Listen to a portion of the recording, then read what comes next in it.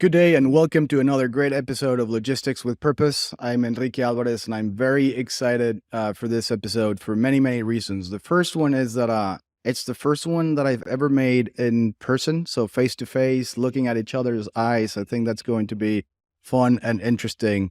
I, of course, have an amazing co-host today with me. Wesley, how are you doing? Yeah, good. I hope everybody else is doing well, and I'm also excited to have Will. He's one of my close friends here in Vietnam. We've known each other for 2 years playing soccer.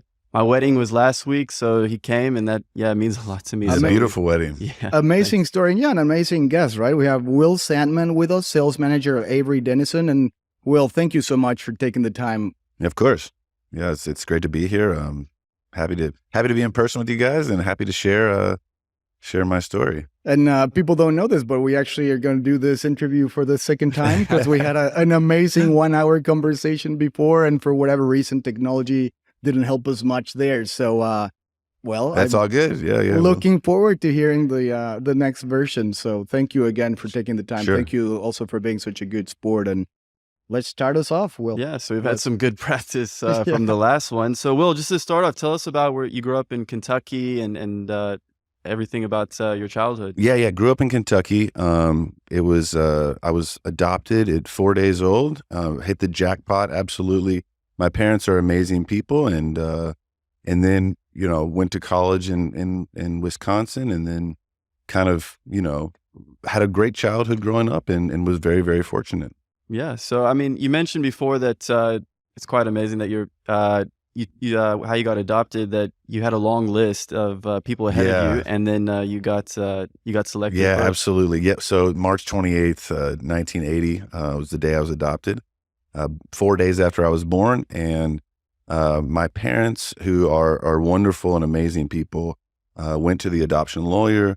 And there was a long line in front of them. And actually, my mom just sent me a note and explained the story to me on the phone, left me a recording. I've now saved it in my archives. So she said that they waited and waited. And the lawyer said, listen, it's going to be like 9 months, or it's going to be a long time before you actually receive a child, because there's a lot of people in front of you. And lo and behold, about a month later, they got a call, and the adoption lawyer said, all the other couples have declined. And we have a baby ready for you. So go to the store and buy the crib and buy the diapers and buy all the stuff. And then, there's pictures of the adoption lawyer actually carrying me up the driveway to be put in my house on Travoy Lane in Louisville, Kentucky. And that's kind of where it all started. And it's a, probably a very similar story to what a lot of people have, but for me, it shaped a lot of who I am in a lot of different ways. And then having parents that were willing to do that, it shows their character. And that's probably, meant quite a bit to me in my life, in the different decisions that I made. Well, incredibly emotional and powerful story for sure. But then you actually landed in an amazing household with two incredible parents, serial entrepreneurs, I guess. Yes. Could you tell us a little bit more about them? And totally serial entrepreneurs. They've started things from worm farms to dating services to, my dad was a painter for a while. He renovated homes. My mom had an antique and consignment furniture store where she would go to auctions and buy things in auctions and then resell them. And then there's also a furniture business that my dad had importing from Vietnam. There's a myriad of different things. I think at one point we had a fireworks stand. Oh, wow. Yeah, that's one of the stories that's probably not the most successful one, but it's a great story. So there's that household bred kind of an entrepreneurship, and it's translated into what some people call entrepreneurship, which is, entrepreneurship in a big company. So we'll talk about that later, but it's part of who I am, and my DNA is in my business life. It always kind of has been because of my childhood. We have a lot of entrepreneurs that listen to our show, so this is a very interesting subject, not only for me personally, but for everyone out here. And having you here, it's amazing for that reason. So could you tell us a couple of examples of things that you remember when you were maybe younger, 15, 18? You started since you were 5, 6, right? Yeah, you were telling us. Yeah, the fish restaurant called The Fishery in St. Matthews, Kentucky was kind of one of the first ones I remember because, my aunt was working on the fryer and my dad is cutting fish. He's picking it up from the airport from flown in from Boston at 7 a.m., cutting it by 10, 11, breading it and serving, frying it and serving it for lunch to have fish and chips. Now, fish and chips in Kentucky, you think, oh God, this is going to be not great. But because he was getting it in from Boston every day, they were catching it at 3 a.m. He was getting it at the airport at 7 a.m. and then serving it fresh for lunch every day. And that was one of his mantras, like, we have to have quality. We have to have the best product. And it worked. We were in a very Catholic community, so that helped with some of the sales. But I remember running around the kitchen, in my, 5, 6, 7 years old, having to clean the grease trap or something like that. Like, oh, that's not what you want to do at a fish restaurant, is clean a grease trap. So there were I was always kind of doing something to help out. Your hands get a little cold when you're peeling shrimp back in the sink, and it's always been kind of a family business. I definitely know how that feels. I worked at a fried chicken restaurant, and they used to make me go in between the grease with the scraper and scrape all the oil off. It was disgusting. Yeah. In Atlanta? In Douglasville, in Atlanta. Yeah, there was some great relationships built there too. Like, I'm just thinking about it now, just remembering the guys that were working there as I was growing up, in my, 10 years old. These guys are all 17, 18 high schoolers. And so, like, some of my music, interests came from these guys. I think one of the guys gave me the first Run DMC King of Rock cassettes. I'm dating myself, but like, this is, there were some formidable years growing up there. So it's great. So yeah, you had a pretty entrepreneurial childhood, and then that led you to go study your BA in evolution and what was evolution, ecology, and behavioral biology.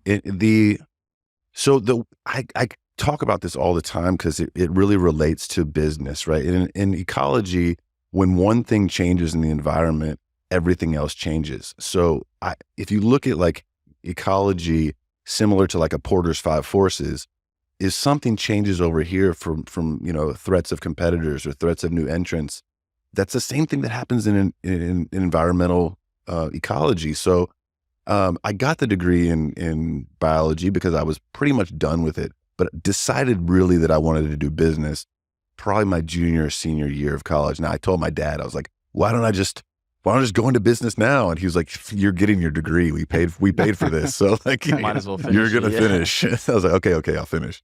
But no, it's the degree came from a love of being outdoors, and that leads to some of the sustainability conversations that we have and passion that I have from that part of my business career as well. But I loved being outdoors growing up, and so ecology seemed like a logical degree to get at the time. No, it makes the connection to your entrepreneurial kind of upbringing as well, right? I mean, it's everything people, it's everything very behavioral, if you will, a lot of, I guess, psychology too.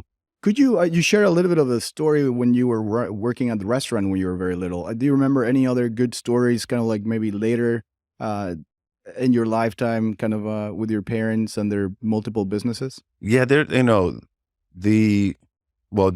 always had we would paint houses or renovate houses. He'd buy houses and renovate them. And there was a lot of like summers of pulling nails out and stepping on a nail, or yard work, or scraping paint, or, just doing any sort of business that we could do, and kind of to figure out how to make an income for the family. We were very fortunate. Don't get me wrong. Like, my parents were successful in several of the businesses they did. Mom having the antique, and consignment furniture store, and learning kind of that business was, great to learn how to deal with customer service. So yeah, I was very fortunate, and there was several different ways in which we tried to figure out how to hustle, I guess. You said something that kind of brought you to logistics very closely, very quickly, about unloading containers, or what was that about? Yeah, so when I was importing pottery, so we were importing pottery from Vietnam in between 2003 and 2009, I would say, around there. And when we'd get the containers in, I would have to get buddies at the time to help me unload the container. So we're 23, 24. You get a container, a 40-footer in, it's full of pottery. You literally have to dolly it out, and you have to rent a rider truck, dolly it onto the bed of the rider truck, and then lower it down to get it out in the yard or the warehouse, depending on where we were. So yeah, from an early start, from one of my first businesses, you kind of figure out how to deal with logistics. Now, pottery at the same time is super delicate to transport. So you kind of had to expect, 3 to 10% breakage for every container you're going to get. And that's part of the cost you factored in.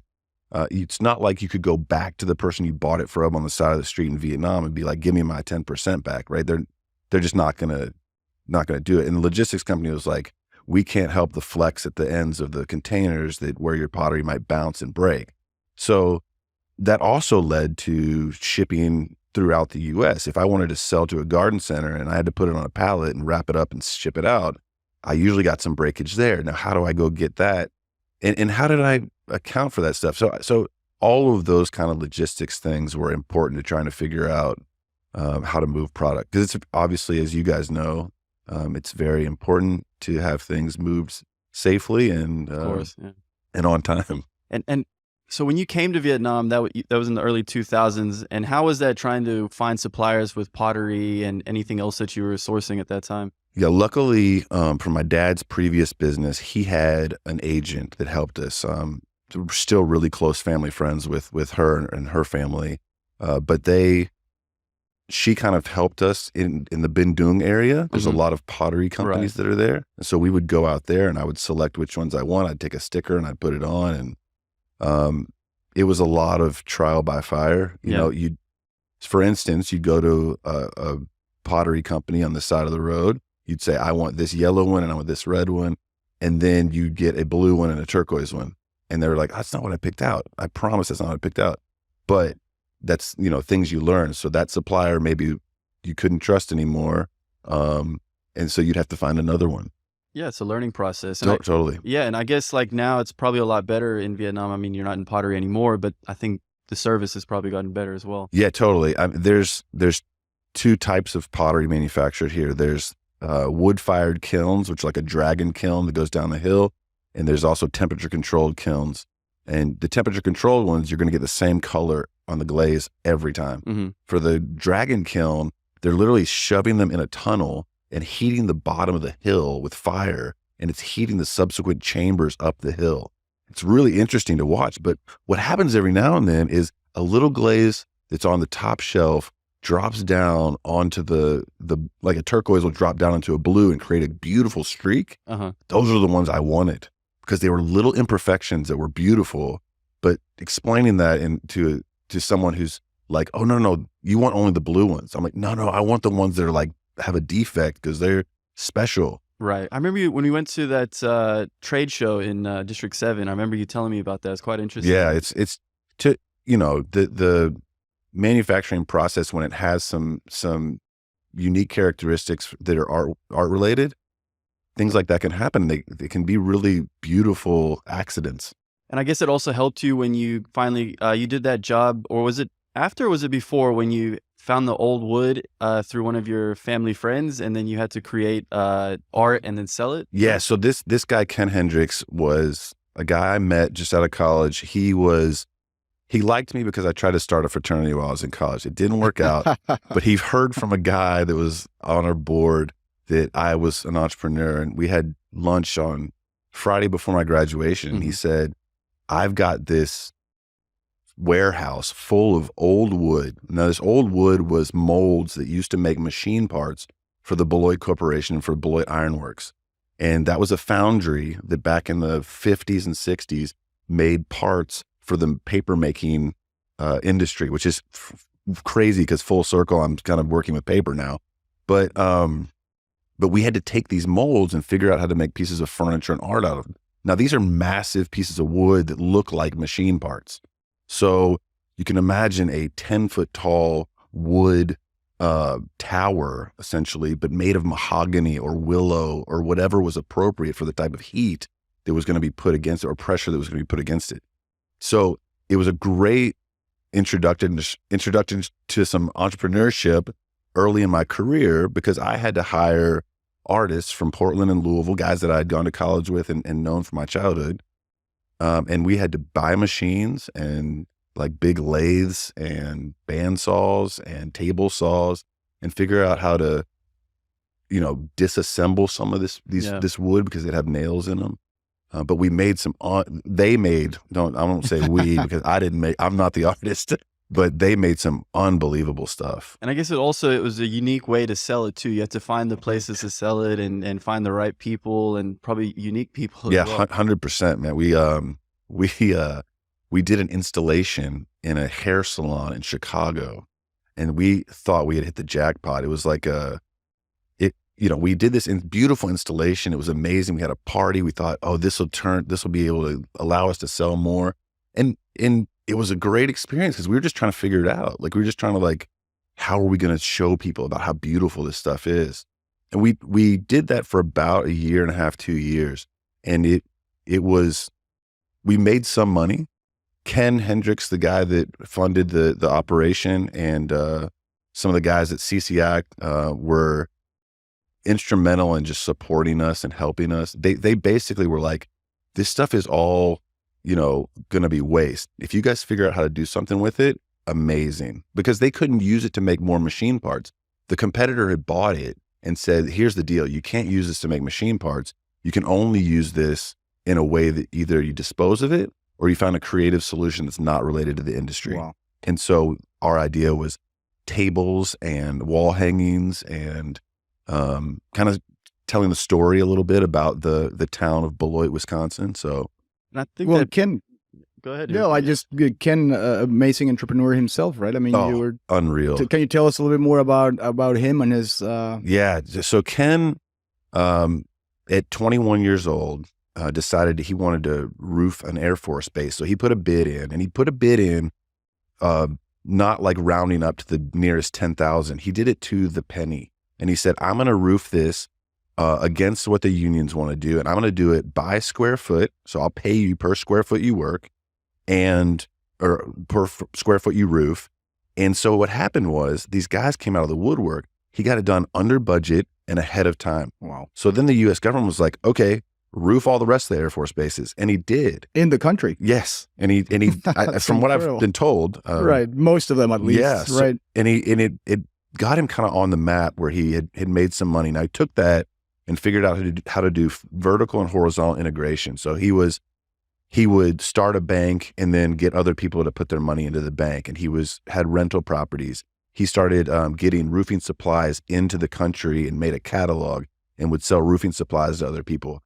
He also went around to a lot of family-owned roofing supplies companies and this is what he told me. He said, I will go around to the back door 30 minutes before the meeting and I'll talk to the warehouse guy. And whatever the warehouse guy tells me, I'm going to walk right into the front of the building. I'm going to use in my conversation with the owner. So he would walk in the front door and say to the owner, like, listen, I understand what's going on with the business.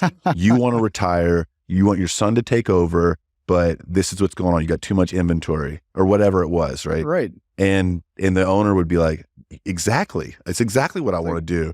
And so then he would be able to acquire that business and fold it underneath his umbrella.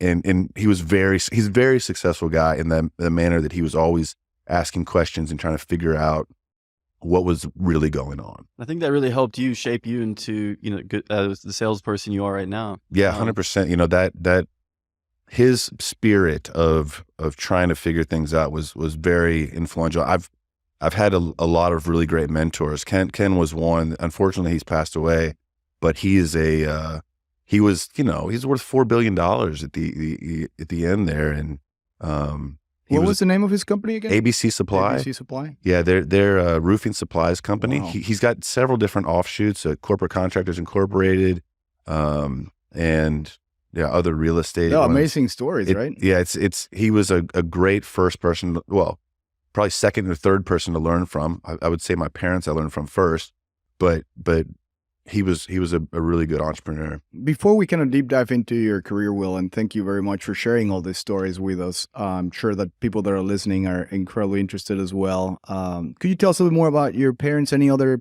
cool, interesting story about your relationship with them and their multiple businesses that kind of stick to your mind? I think, one that I haven't told you yet that is actually quite interesting, and it's not one of our most successful stories, but my cousin Abel and my mom and my dad, right when I first came back to Kentucky, this is previous to the pottery, started a company called Tofu, and it was a women's sandal that we got imported from Vietnam, and we spent about a year going around to all the trade shows. My cousin and I on the road.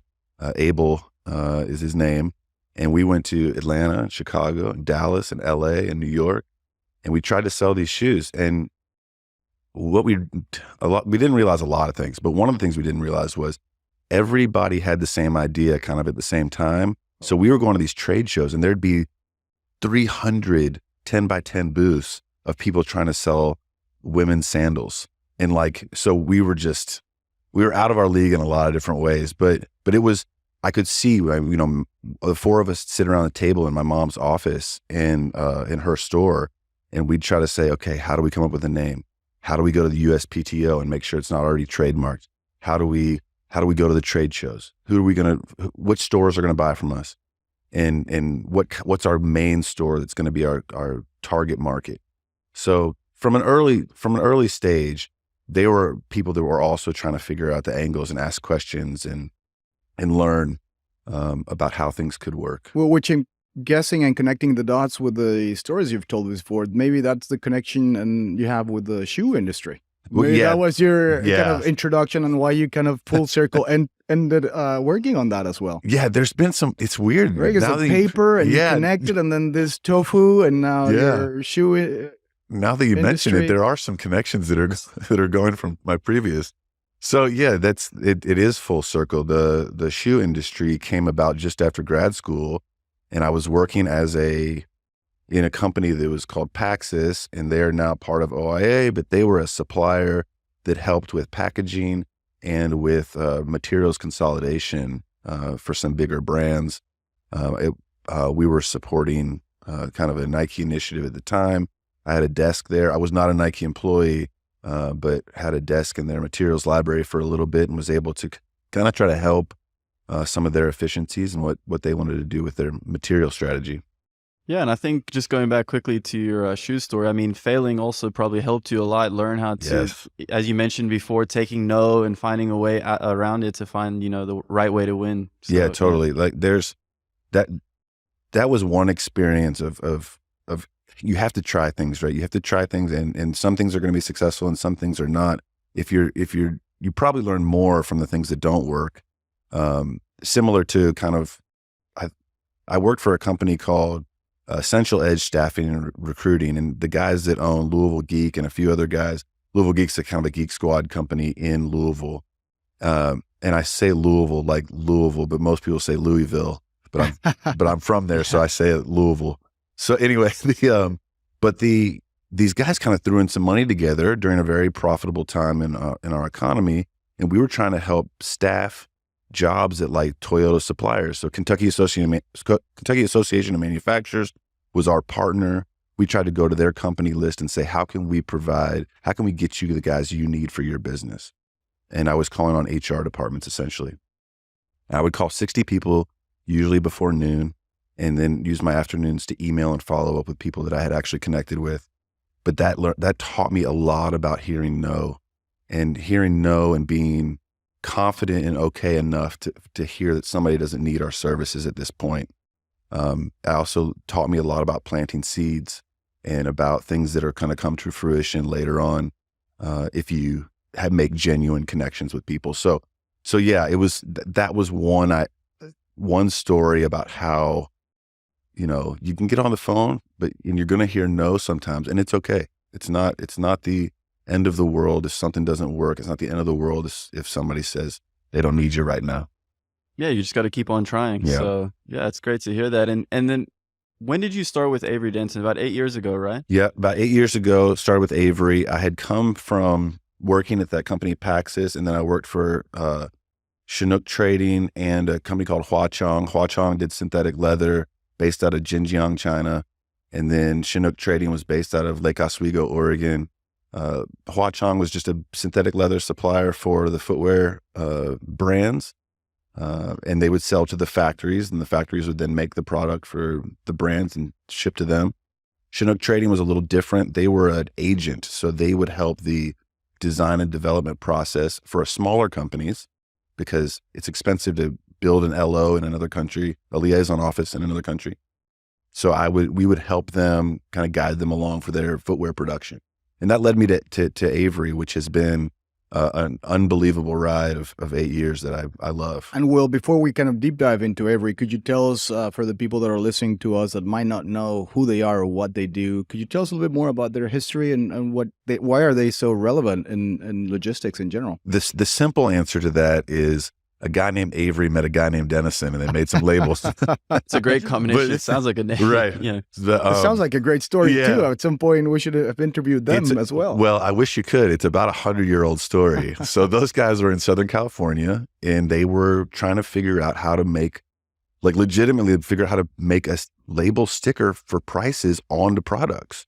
So these guys back in the day were like, all right, we know we need to put a price on this. How do we make the label? And so they figured out other people want these too, and the company kind of was created from that. Now, obviously, 100-plus-year-old companies evolved massively since then, as you can imagine. Yeah, you said 30,000 employees around the world. 30,000 employees. We're probably in about 50-plus manufacturing locations, all different types of businesses. And today, you can imagine how those solutions have evolved. At the core, we've got integrity and sustainability as kind of our attributes that we follow every day. I've been lucky enough to work in several different parts of the business. Do you want me to describe a little bit? Yeah, that would be great. Tell us a little bit more about your career. Yes. So the area that I'm in is called Retail Brand and Information Solutions. Now, the reason it's called that is because we have to manage the data that's associated with price tickets and care and content labels and all the things that a consumer needs to see. Now, the reason it's hard to manage is because it's just so much information. You can imagine how many different styles, how many different languages, and we become kind of the go-to company for managing all of that data. And I started out in Portland, Oregon, after my boss, Matt Leffler, hired me to manage kind of a few of the brands in the area. And it was a great learning experience. Luckily, that office has some brilliant people, and they allowed me to ask a lot of questions. Because it takes a long time at Avery Dennison to learn all the ins and outs. You imagine a company of 30,000 people is not, it's got its ins and outs. So it all started there, and then it led me to Hong Kong doing business development, and then it led me to Vietnam to manage a team here. And luckily, I'm able to stay in Vietnam, hopefully for a little bit, and continue to do some of the strategy. How long have you been here in Vietnam? I've been 3 years in Vietnam. Previously, I was 2 years in Hong Kong. Vietnam's an amazing place. Love it here. Really nice people. And Well, you were before, right? With your dad, and your dad came here as well from time to time. So it's nice. I knew some people when I came here. In Hong Kong, I didn't really know too many people when I arrived. Luckily, I had some football friends, but the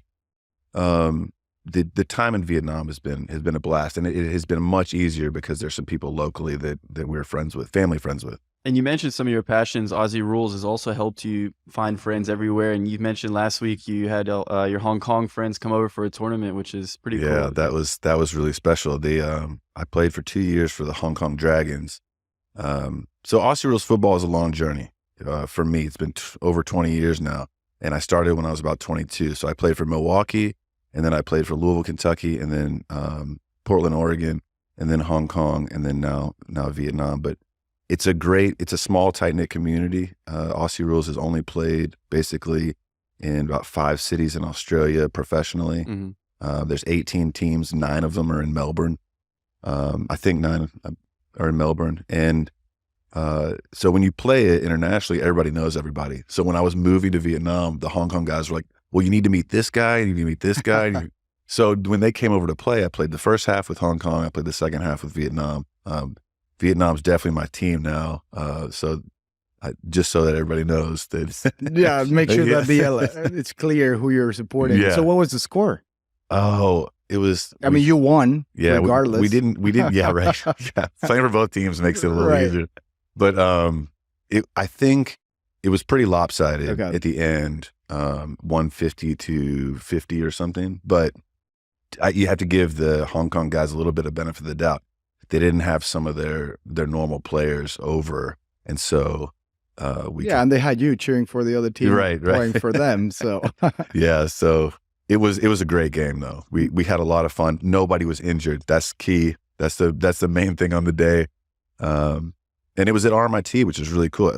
I know that's Wesley's alma mater, so Yeah. that field is beautiful, Nice. and we got to play a really great game. And Vietnam, what an amazing country! What a great city! I've been in Saigon. This is my second time, so I don't have a lot of experience. For what I can tell, just it's growing fast. The people are amazing, caring, hardworking, very compassionate people, humble. It's just, I don't know. It's been an incredible experience so far. Yeah, Vietnam is it's a great place. I attribute it a lot to the people in every, culture. Nobody's perfect, right? But in Vietnam, I've started doing a lot of cycling lately, and you'll be with a group of 5, Westerners in the middle of nowhere in Vietnam, and you'll get every now and then you'll get the wave of, from somebody, hey, how are you guys doing? This is, hey, and they just wave to you. And I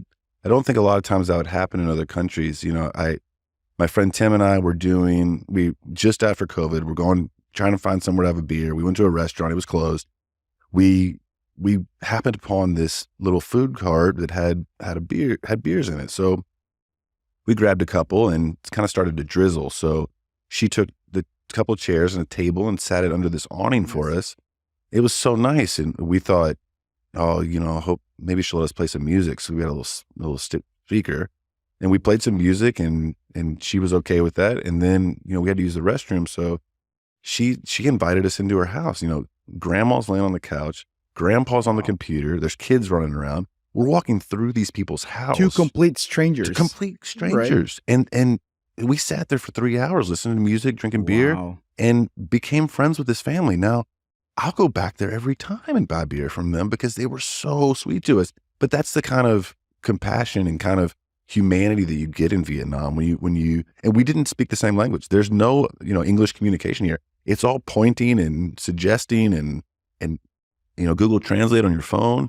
And these people are just so nice. Yeah. Yeah, in Vietnam, they're always so welcoming, especially you go to their house with food, with drinks. You never feel uncomfortable wherever you're going in Vietnam, especially, when we did that bike ride, like you mentioned, waving, hello. Some people, what are you doing? They're probably wondering why all of us on our bikes in the middle of nowhere, but yeah. And you've been here for a while too, right? Yeah, Wes? I've been here 5 years now. And same thing, like Will, experiencing the same things. One of the main reasons I stayed here is because of the people.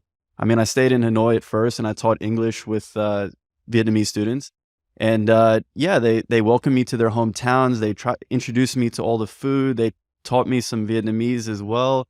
We drank beer. We had a really good time. And I think that's one of the main reasons why I stayed here. And then also some funny stories is people helping us out is me and my friend did a motorbike ride through southern Vietnam, and his bike broke. And I kept driving because I was just looking at the scenery, didn't even notice. And then I realized he wasn't there. So I turned around and 5 kilometers back, 5 miles or whatever it was, came back, and he's sitting there. There's some Vietnamese guy there helping him, trying to fix his bike. And, it's getting dark now, and we're wondering, what are we going to do? We're in the middle of the mountains, there's nothing around. And he Google translated us that he's going to go get a mechanic. And I was like, oh, I don't think this guy's going to come back. He's just saying that. Right. And so we just kept pushing our bikes up the hill, trying to, hopefully run into a mechanic, go to a town, something like that. And about the sun went down, it was dark, and an hour and a half later, this guy comes with 2 mechanics. And they tie my friend Z's bike up, and then they drive his bike through the mountains. Z jumps on the guy that came back on his bike. I rode my bike, followed him. We found this little wooden house on the top of the hill. The mechanic, he helped us out. He fixed his bike. He took it apart, I mean, they charged us. Obviously, they did a service for us. But the guy that helped us, he didn't want anything from us. And he still had to drive 200 kilometers Oh yeah. to his Wow. work Yeah. the next day, and he still helped us out like that. So you hear amazing stories like that all the time. Yeah. in We Vietnam. tried to tip the lady, and she was like, "No way." We were like, "You 3 hours we're sitting here drinking beer." She's like, "Nope, I don't want anything." Yeah, exactly. Yeah, you don't hear stories like that enough, right? And the world desperately needs them, right? So Totally. thanks both for sharing them. Jumping a little bit more now into the logistics side of things, what trends are you seeing? What can you tell us? What's the connection to? Because maybe making it a mental picture of what the labeling company does. I mean, is it who manufactures? At what point do they stitch the label? I mean, what's the process, and where do you see this industry heading? Yeah, so let me just start out first with kind of what the process is. So a tier 2 supplier like us would provide the materials to the factory. Like a garment factory who's making a jersey, they would get the name and number from us. They would get the patch that goes on the left crest. They would get the sponsor logo on the front. And then they would also order the fabrics from a fabric mill, and the thread from a thread company. And so they would gather all these materials, and then essentially they would stitch them all together and heat press what they need to heat press. And then that would be ready to send, and they would package it, and that would be ready to send to the brand that purchased it from them. For the industry, a lot of things are going towards, like, every conversation I've had for the last 3 years has been about sustainability, probably longer than that, really. But everybody's trying to figure out how to make things smarter, more efficiently, to use less waste. And sometimes that means less materials. So we've got to figure out kind of how do we still manage that data that's in the products. So the hang tag or the care and content label. How do we continue to manage that data and make it accessible to everyone, without actually physically making that product potentially? I don't think it's going to happen overnight, but there is a thinking that those will go away maybe. And what are some sustainability things that you see happening in your industry in the next 4 or 5 years? Definitely, obviously less materials, but also just more efficiencies in the manufacturing. I think I read it that there's 3.3% of waste in supply chain is from overproduction. And in the food industry, that equates to like $1.1 trillion. Wow. Which is wild, right? That means we're over making somewhere a ton of food. And then obviously people aren't getting it in other places. Mm-hmm. So that's a huge gap to try to figure out. And so that's some of the stuff that we're seeing is these. And it's very quickly, there's like a company organization in Atlanta called Gooder. And the lady that started basically said that hunger is not a source. It's not a lack of sourcing problem. It's like a logistics problem. Yeah. And speaks to your point, right? It's just food is not at the right time where it needs to be, but we have enough. Right. It's there. We just got to get it around to everybody in the right way. And one thing I want to say, though, I went to your factory 2 years ago, and I'll say that's super efficient from what I've seen, and there's not much wastage. And it was pretty amazing to see. Yeah, there's a couple of things that Avery Dennison does really well, I would say, and I mention this to our customers quite a bit, is like we manage our money really well, and we're super efficient in our manufacturing. So, and those are two of our mantras. You can read them on our annual report, but they are two like kind of pillars for us that we focus on as being really, wealth management or financial management efficient and manufacturing efficiency. Yeah. You got to keep, because we do things the right way at Avery. Like we have to do things in a sustainable way. We have all our certifications that we need to have. We do all the audits that we need to do. And those things cost money, and it can sometimes raise the price. But when you're doing things efficiently in the manufacturing and you're doing things with your working capital in a responsible way, that can bring the price down. So we work in a very obviously price-driven industry, and we have to be very cognizant of where we can do things the right way, but then be more efficient on kind of how we produce. Right. And you were telling us before that there's, of course, a lot of brands and a lot of companies out there that are currently working with you guys, and maybe others that are doing a really good job. I think you mentioned Adidas as being a good example. Could you? Yeah, primarily, they're doing a great job, and they've recently come out with some information from their footwear report, and the report is basically saying that a certain percentage of the products are going to be considered sustainable. Now they have to prove that, which is that has to do with their traceability and the transparency to that data. They have to trace it, and then they have to have the ability to make sure that people can understand why they can make that claim. And so they've done a really good job, and we've worked closely with them to try to help them in any way that we can with that kind of responsible behavior associated with the product. And you mentioned before Avery Dennison is a driver in sustainability, but why is that? Is that because you guys are part of an organization that helps you guys do that, or it's just within the company that helps you? Well, it's within the company for sure. Sustainability is a pillar for us, and we do things the right way. But we're also part of organizations like the Sustainable Apparel Coalition, which groups together brands, factories, suppliers, and says we all believe that being a better steward of the planet is the right thing to do. So we're definitely part of all of those types of organizations. Yeah, it's amazing. Well, and Avery Dennison is also very, not only sustainability, but it sounds like it's not a very purpose-driven organization. I think, and I read that you also do women's empowerment is important, disaster relief, education, equity, all those things that kind of shape and make the company and your values and culture, and your team as well, right? Yeah, definitely. Our women's empowerment initiative is very important. We're trying to get more managers in that respect. And yeah, as far as materials go, anything that we can do that's non-virgin materials, FSC certified, both for plastic and for paper or plant-based products, anything that's recycled is definitely on our radar. We've got some stuff we've reported that's like, we've started at this baseline and this is where we are today, which is all part of our annual report. We do a combined annual report now. So part annual report, part sustainability report. The Shoe Dogs, I think is the name. Well, that's part Tell us a little bit about that. I'll tell you about the Shoe Dogs. So I'll preface this with saying I'm not a shoe dog. There are guys that have been in the industry for decades. I've been in somewhat of a footwear industry for about 12 years, but some of these guys that were, in Korea in the 80s and in Taiwan early days and go way back to the origins of footwear, stuff with like Nike expanding finally into manufacturing in China in the early 80s. Like I think that was 84.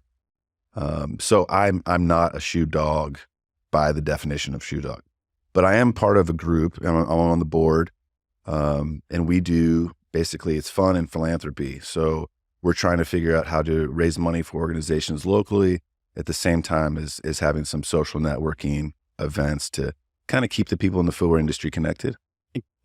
And can you share more about the one in Dong Nai, the Hope organization? That's a bike ride, right? Yeah, that's the bike ride. The Hope Center is about 145 kids, mostly of Hmong descent, which is an ethnic group in Vietnam, primarily in the north. But these kids come to the Hope Center, which is about 107 kilometers away from Saigon, and we've done things like add solar panels and gotten other organizations in to collaborate. And it's kind of through the Shoe Dogs that we've kind of tried to help raise money. The Avery Foundation put in money 2 years in a row now to them, so that's been really good. It's been a great experience. And something they want to do as well, they're also being self-sustainable, trying to set up a farm in the back. It was quite amazing to see that. Yeah, that's right. They've kind of got we helped them dig a well. And so they've got some water that can kind of irrigate this kind of back farm they have, and they're growing mangoes and things like that out there. It allowed them to have a bigger area for the chickens, which is doesn't sound like a huge deal, but it is when you got 145 kids. Definitely, yeah. And it's this Pastor Nan and his wife and it's their family kind of taking care of all these kids. It's pretty amazing. It's pretty awesome. It's like I said, I was adopted when I was younger. So to be able to give back to kids that, potentially could be adopted, might not be adopted, but just also give back. And have a good life. Yeah, totally. It's been wonderful. The Hope Center is a great project. And are there some things that need to be done for the Hope organization over the next few years, months, that are quite important? Yeah, I think there's things. So in my mind, in a perfect world, I'd love to get some computers out there for them. Okay. That's been kind of one of the big gaps, is that they've got Wi-Fi, but there's not there's not a way for the kids to connect with it much. And I think in this day and age, you probably want to have some kids that are going to go out into the world and be productive members of society. You want to have them to have some of the skills to make them not feel so out of bounds, right? If someone says something on their phone or does something on their phone, how do they know how to use that as well? And it'll help them so much learning, from school and learning about the world and help them become more knowledgeable. I definitely think that's something they need. I agree. We'll add it to our interview notes. We'll add the link so that people can learn a little bit more about the Hope organization, and maybe through our network and maybe just working together, we could make that kind of goal of yours happen. Sure, that'd be cool.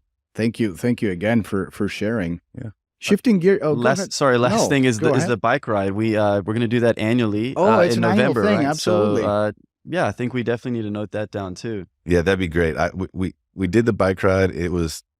So I've gotten really into biking, but it was kind of one of my first big long bike rides, and it was amazing. And the kids loved it. When we drove through, they were throwing confetti, and it was a wonderful experience. And we're trying to do satellite locations. So my friend John, who's our sustainability guy at Avery Dennison, he said he wants to do one in Southern California.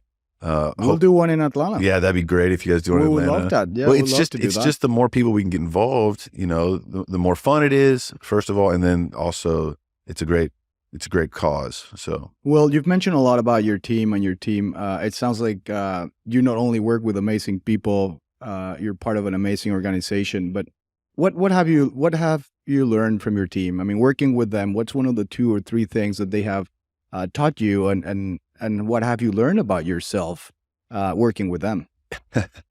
I've learned a lot at Avery Dennison.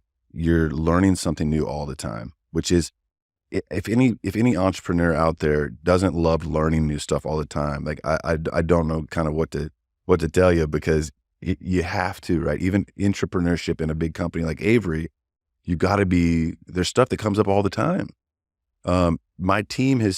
The team here in Vietnam has taught me a lot about how much, what it really means when the chips are down to care about each other.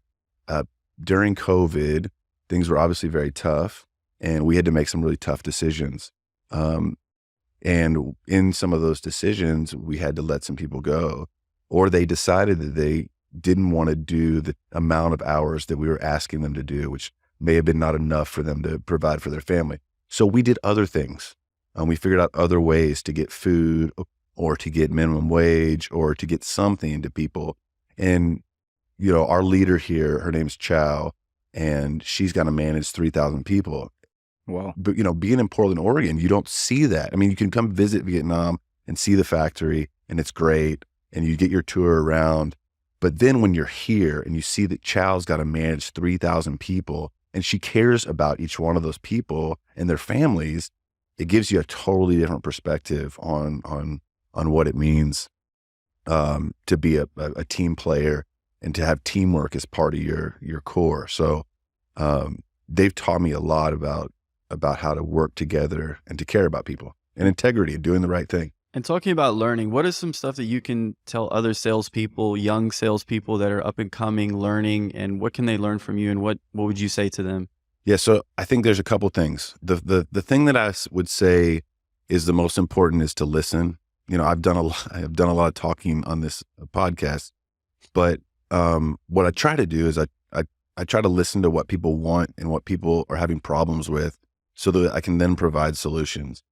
The second thing I would say is having genuine connections with people is really important, because you want to come out of a meeting and have a friend, not just somebody that you're going to work with. And so what I try to do is I try to make sure that when I come out of a meeting, someone knows that it's not just about, what we're going to try to solve for them, what we're going to try to do for them, but it's also about, how's your kid? How's your family? Are you okay in life? Are you good? Do you need anything, as a buddy, as a friend? And so I would say making genuine connections and listening are my 2 big pieces of advice for anybody doing sales. I think maybe I'm just wired that way, but I like connecting. No, I definitely agree. I think those are some great tips to give salespeople and up and coming salespeople. So, Will, thank you so much once again for being here with us. How can our listeners connect with you and with your company? Probably the best way is email or LinkedIn. I will probably accept anybody on LinkedIn just because I think it's great to have a big network to connect with. And then anybody that has questions can definitely email me. I'm pretty open book. And then Avery Dennison, there's tons of information on our website. We've got reports that we put out. We've got tons of content that our wonderful marketing team puts together that I can share with people. So, and we do a lot of trend analysis and things like that. So that information we can definitely share with people. We will definitely ask you for some of those links if you don't mind. We'll put them on the interview notes. And you also mentioned on the first one we had about a video. Is that a public video or that's just internal? No, it's I've sent it out to a lot of people recently. So could you share it with us? Yeah, totally. Because you spoke so kind of passionately about it. So we do a lot of work with the Premier League, and we've now redesigned the names and numbers for like the third or fourth time only in the history of the Premier League. So it's a very big deal to do the design, but for the Premier League to allow us to do the design was amazing. So I'm luckily enough, I know the guys that are on the design team and they're friends of mine, and I'm really proud of them because it's a very cool thing. It's a very inspiring video, and it shows kind of the care that we put towards these partnerships. And being a soccer fan and a soccer player for most of my life, although much slower these days, I still am really passionate about, our connection with the athletic world. I keep telling everyone that's not about running, right? Yeah. But it's about distribution. Maybe just my it's about excuse. distribution. You got to be a smart player. And what's your team again in the EPL? Leeds. Yeah, I was in Melbourne. So they had, at the time, it was 2000, they had Bosnich and Viduka and Kuhl. So I became a Leeds fan, and I hope that they can stay up this year. We'll see. I hope so too. Yeah. Well, thank you once again. We'll definitely share the video if you don't mind. And I guess before we leave, last question: what would you challenge our audience with? Like the parting thoughts. I mean, you had to challenge our audience to do something. What do you think that should be? What would you like them to do? If I could challenge your audience, I would say. I would challenge you with just maybe asking questions. I mean, that's the key. That's how we're going to figure stuff out. Is asking questions and not being afraid to ask questions. A lot of times we get in these corporate situations where you're afraid to raise your hand or you're worried. But I think our company and I think I'm lucky is very encouraging about asking questions and trying to find out more. So. And the other thing I would challenge them with is find someone you feel comfortable with asking questions to as well. Mentors are great people to have as part of your life. Like I mentioned earlier, my parents, Ken Hendricks, but there's a myriad of different people that I've been lucky enough to meet.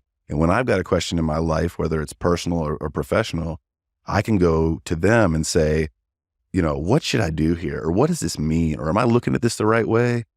And they can give me some perspective that I probably am biased to because of my feelings about the situation or my past experience. So absolutely. So I would challenge them with finding somebody and then asking questions. Absolutely. So there you have it, right? It's asking a lot of questions, listening, building good friendships, and not minding getting no all the time. You nailed it. Sounds like that's kind of the summary of the interview. And again, this has been more than an interview. It's been an amazing conversation with you. There's tons of things that people can learn from your experience, and we're both very thankful that you've given us double the amount of time I appreciate it. And sharing some of your personal stories as well. Wes, any parting thoughts? Your favorite parts? Anything that you've learned? Oh yeah, learning the end there, just asking questions, never being afraid of no. I think those are great as a salesperson myself, reinforcing that idea because you do get no a lot. So overall I really enjoyed it, and thank you for joining. I mean, been planning this for a while, so I'm glad it finally happened and glad it's in Vietnam.